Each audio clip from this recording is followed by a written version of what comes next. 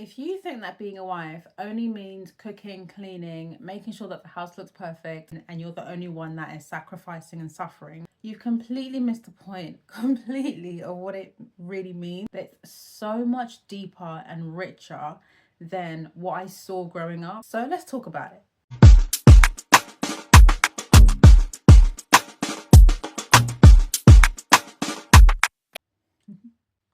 The first thing that I would say is that by being a wife, you have the privilege of being the heartbeat of the home.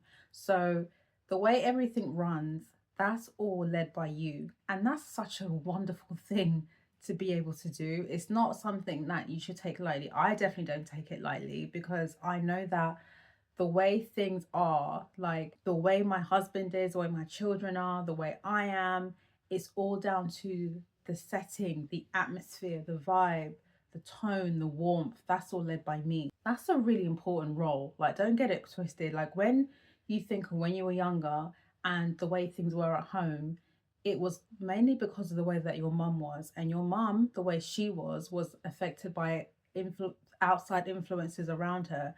But when it came down to how the house was run, that was your mum. It's not about doing it all, it's about setting that rhythm. And I didn't realize this when I got married. I just thought that as long as everything looked presentable and perfect and I was doing everything, like making all the meals, doing all the chores, doing all of this, then I was being a good wife. That wasn't what it was. And it took me a while to realize that I had to really dig deep and find out that there was more to that. So I'm talking about the tone, the warmth, the rhythm, the heartbeat, how everyone operates, how people are. Do people feel safe? Are people comfortable? Are people like when the people in your home think of home, are they eager to get back or are they just like reluctant to want to be there? Like how is the home run? The second one I would say is you are the safe space for your husband.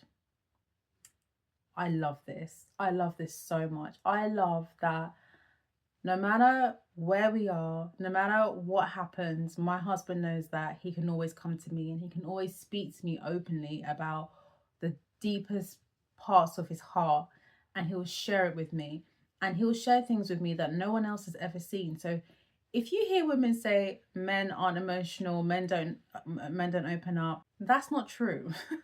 That is not true. My husband, if you were to meet him, he's naturally guarded, like he's friendly, but he won't open up. Like men aren't like that.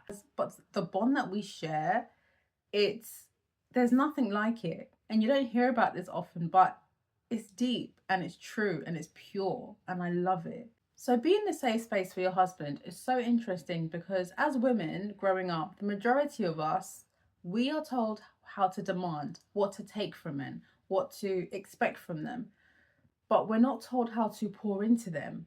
It's not one sided. It's not like marriage isn't just for the wife, it's for the husband as well. And, you know, we've come from upbringings and childhoods where our mums were pouring into everything and everyone, and no one was there for them. So it's like we've now gone to the opposite, and we're like, I don't want that in my life. I want the complete opposite. And that's not the solution because you can't just neglect one person and just focus solely on yourself. That's selfishness. That's not what a marriage is. Yeah, knowing that you get to be a safe space for your husband is such a privilege and a joy, but it's something you have to learn. Now, the third thing that I would say is that roles are flexible and not rigid. It's not a case of I'm the wife, I do this, you're the husband, you do that. Every household is different, right? So the way that one household does their things, that's how they do it.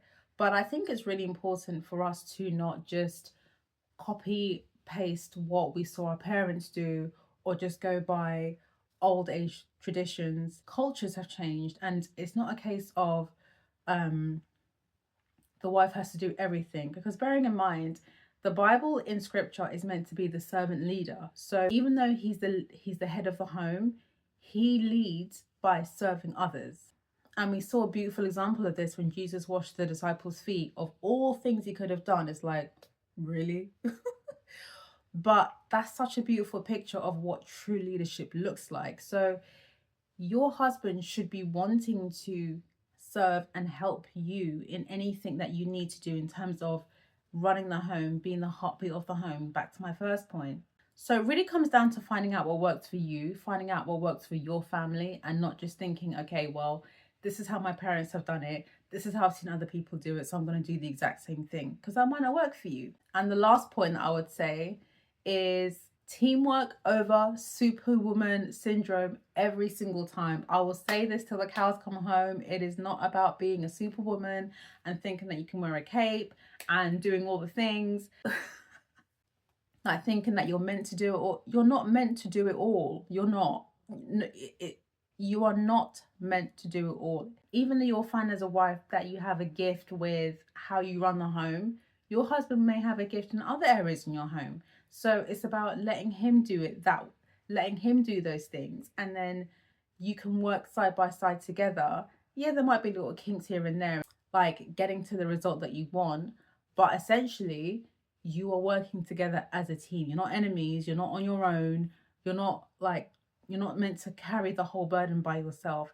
It really is about teamwork. Because, like I said before, when I was growing up, my mum did everything in the house. Like, she did everything. I learned that, I adopted that, and I carried that into my marriage. So, what I did was, I also carried it all. I had my full time job, but I thought that I had to somehow wear some invisible cape and do everything around the house and secretly suffer inside and just think, this is what it means to be a wife. And you know what? I was exhausted. I was absolutely shattered. But I thought, I'm doing what I need to be doing. And that was until I had an honest conversation with my husband. And I was like, this is a lot for me. Like, there's a lot for me to deal with. And it was only from that one conversation that I realized that I had set expectations that he never asked for. Like, he was never expecting me to do all this A, B, C, D, E, F. And I remember when it really came to a point when had a newborn, my husband was coming home from work, and my mum would say to me, "Oh, your husband's coming back. Make sure that the house looks presentable, and you have to make your food. You have to make food for him." And I was nursing. I was like, and part of me was still like, "Okay, yeah, I'll do it." So I'd get up, I'll put our son down, and I'll be doing the things. And then my husband will come home and he was like, "What are you doing?" I'm like, I'm just making you food. And he'll say to me, I didn't thank, he said, thank you, but like we have a private conversation.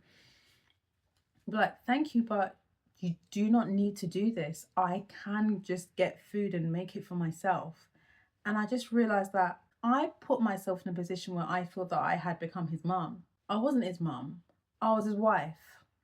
Completely different. And the thing is about my husband is that even if his mum was to do that for him today, he'd be like, I'm good. I've got it.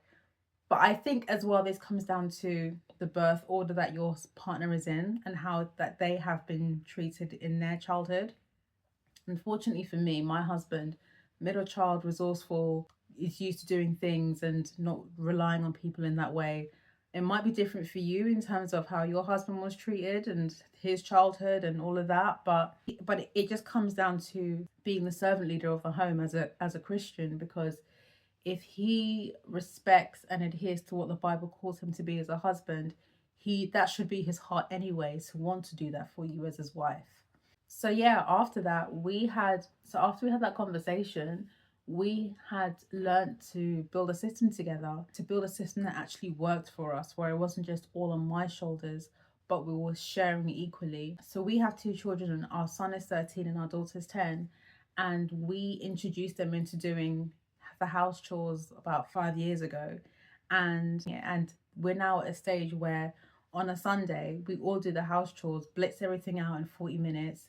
We all know what we're called to do in the home, and we get it done, as opposed to 400 minutes of me doing it on my own back and being completely exhausted. So, and I just want to end off by saying that there is no such thing as a perfect wife. So if you are watching and you think that to be a perfect wife means that you need to do all the things, you need to make sure that everything's set, everyone knows what they're doing, everything needs to be tidy, all the food needs to be made, everything has to be put together, that's too much pressure. Because remember, A beautiful home isn't about the perfect cushions, it's about the warmth, the rhythm, the tone, and the heart that you bring into the home. What have you learned about being a wife? I would love to hear.